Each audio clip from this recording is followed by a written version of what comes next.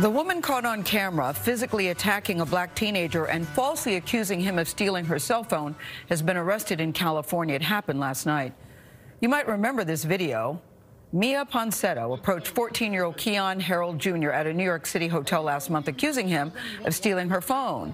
His father, jazz musician Keyon Harrold, recorded the encounter and accused Ponsetto of racial profiling. We have what you see two black people. No, I'm not letting him walk away with my phone. Now, the video shows Ponsetto trying to stop the teenager from leaving the hotel lobby and then rushing toward them.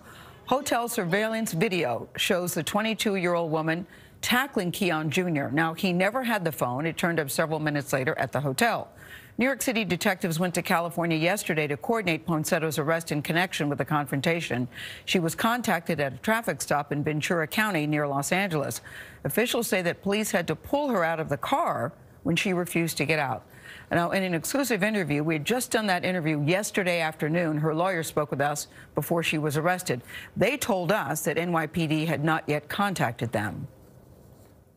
Miya, help me understand. What made you think that Keyon had your phone? That's why I'm confused. Why did you think he had it? I was approaching the people that had been exiting the hotel because in my mind, anybody exiting is probably the one that might be the one that is trying to steal my phone. I admit, yes, I could have approached the situation differently or maybe not yelled at him like that and made him feel, you know, maybe some sort of inferior way, making him feel as if I was like hurting his feelings, because that's not my intention. I consider myself to be super sweet. I really never ever meant for it to like hurt him or his father either. Are you saying that you were stopping everybody in the lobby, asking them about your phone? Is that what you're saying? Not everyone, just the people that in the meantime, while the hotel manager was checking the footage, I just wanted to do my part as best as I could. You just described yourself as super sweet. I know you've seen the video. When you look at the video, the reaction seems very extreme. It doesn't seem like it's someone who's super sweet. How would you feel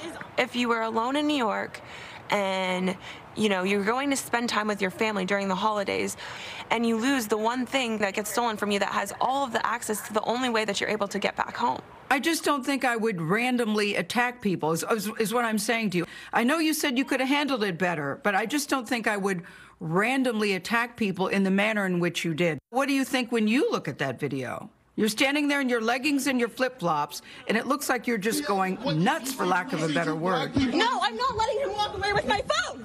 I don't feel that that is who I am as a person. I don't feel like this one mistake does define me, but I do sincerely, from the bottom of my heart, apologize that if I made the son feel as if I assaulted him or if I hurt his feelings or the father's feelings. I don't believe one mistake defines anybody, but I think when I look at that particular video, you did more than just accuse him. The video seems to show that you physically attacked this young boy.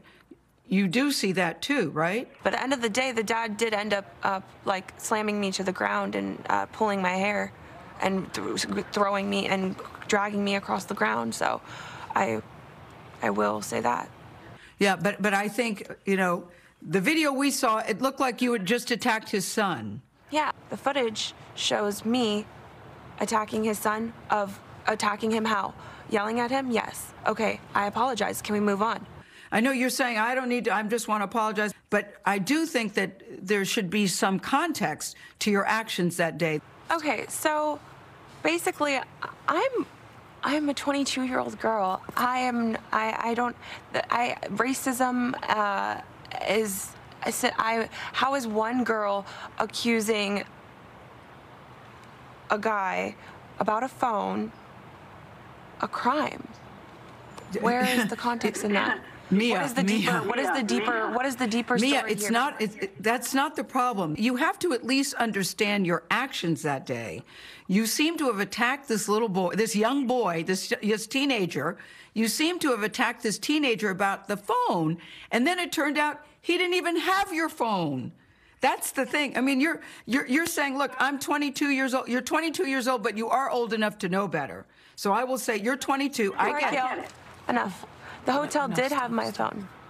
The hotel did end up having my phone. I did get my belongings returned to me. All right. Oh, wow. Great, Gail.